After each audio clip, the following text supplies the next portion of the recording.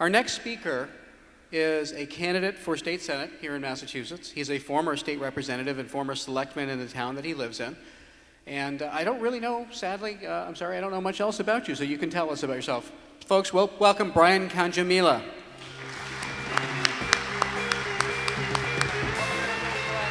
Yeah, you did. Thank you. Thank you all very much. I'd like to give you all a round of applause because all of you that have stayed here to the end are really the true patriots, so thank you all very much.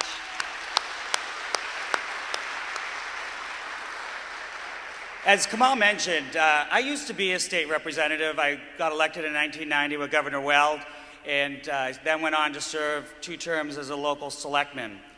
And you know, one of the things that I ask all of you to do, and if there are any members of the press here today that are remaining, you're going to see over the next few weeks thousands of commercials, newspaper articles telling you the world's going to end if question 1 is passed. I'm asking every one of you to tell your family, friends, to resist the fear-mongering that will be going on, because I have news for you. They say this over and over again, and I have news for you. Unless something's happened outside this building that I'm not aware of, the world has never come to an end, thankfully. You know, when I was a state representative, you know, we went in after the quote-unquote Massachusetts miracle was revealed for what it truly was, and we had a Massachusetts mess. The state was in the red, our bond rating was dropping, and Governor Weld and the legislature at that time, we took a lot of hard decisions. We had to say no. Politicians never like to say no. They want to just keep throwing money at this cause and that cause, and nothing ever gets accomplished. Just more and more of your tax dollars come out of your wallet and out of your paycheck and go to Beacon Hill and get lost in the great abyss. When I was a local selectman, again, the budget was out of balance, the budget was in red, tax dollars were missing. I had an interesting debate with the town manager. I said, you know, there's a nepotism law in the tax collector's office. The tax collector has her sister working for her, but I've never met her and I've never seen her. She never comes to town hall. I said, this is really a dangerous practice. He says, no, she doesn't work for the town. And I got the payroll records. I said, oh, yes, she does. He says, oh, I didn't know that. I said to him, well, how's she working? Well, she's taking, the tax collector takes tax documents home to her and she works from home. Do you think it was a big surprise to me in 1993 when I got elected that there were tax documents missing along with money? No big surprise there. So my message is this, you know, while they'll tell you that the world's coming to an end and things are going to be disastrous if this passes, the truth is that they're not responsible with your money. There are plenty of places to cut, and all of the things that they're going to say, schools are going to close and the police officers are going to get laid off and firefighters are going to get laid off and we won't have ambulance service, that's simply not true. Last year when we were doing the budget, the school budget was short, so they wanted to take money out of the rainy day fund, and I voted against it. And so they sent out this flyer to all the kids, and then the next town meeting night, all the parents came up to me and they cornered me as soon as I walked in the building and said, I heard you voted against the schools. There's no copy paper at the locked school. The kids have to bring paper to school to write with. I said, okay. I let them talk, and then I said, how did you know about the meeting tonight?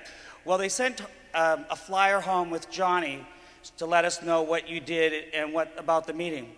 Interesting. No money for the classroom, but plenty of money for propaganda. So I hope the media, thank you.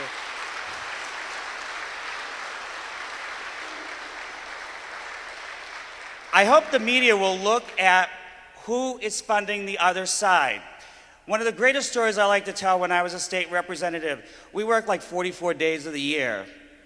All of you work about 240.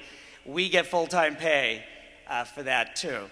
But every day they'd come out of, when we were in session, I'd come out of the House chambers, and sitting on a table with no great fanfare was always Barbara Anderson, who started Prop 2.5. Barbara Anderson gets no pay from the taxpayers. Her organization receives no tax subsidies.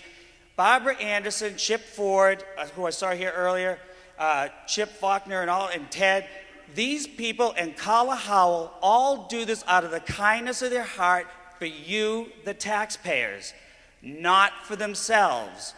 Now let's look at the other side. My opponents raised $243,000. 89% of it is all from public unions. Every day I get a call from the media asking me how I could be so irresponsible in supporting question one.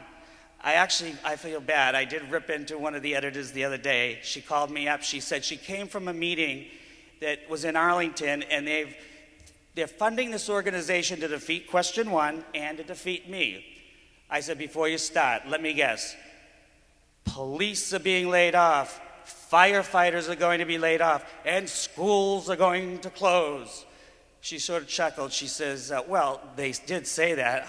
Isn't it true? I said, no. I said, it's not.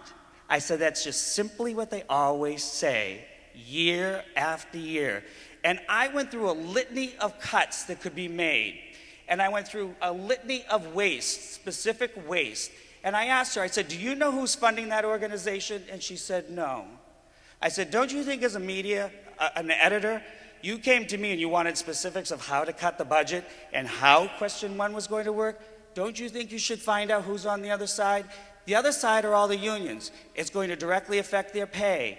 They're worried about not getting all those special assignments. When I was a selectman, we eliminated the police details on projects except on major roadways. No one's been killed, thankfully. There's never been a problem, and as a result of that, we were able to put more money into road projects, giving more back to the taxpayers of my community and less into the special interest. So I'm asking every one of you here today to go out, and when you hear those commercials and see all that stuff out there that the world's coming to an end, tell people it's not true. Tell them the truth, that they work like all of you for your tax money. You deserve a 5% raise. Keep your tax dollars in your pocket, because I trust you to spend it more than I trust my colleagues on the Hill, because they'll waste it, and I know you won't. Vote yes on question one, and get everyone in your family and neighborhoods to vote yes on question one. And thank you, Kalahau, for putting this together. God bless you all.